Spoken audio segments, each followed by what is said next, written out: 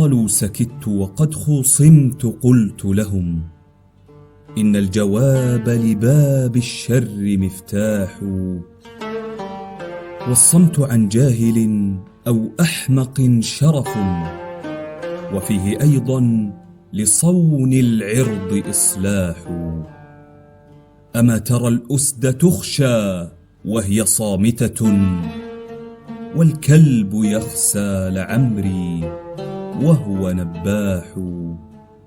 لا تأسفن على غدر الزمان، لطالما رقصت على جثث الأسود كلاب.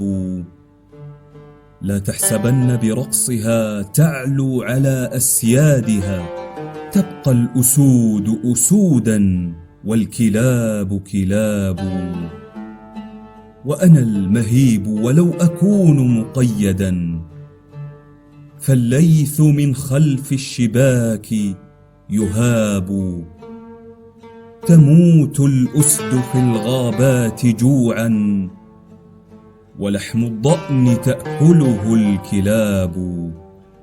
وذو جهل قد ينام على حرير، وذو علم مفارشه التراب.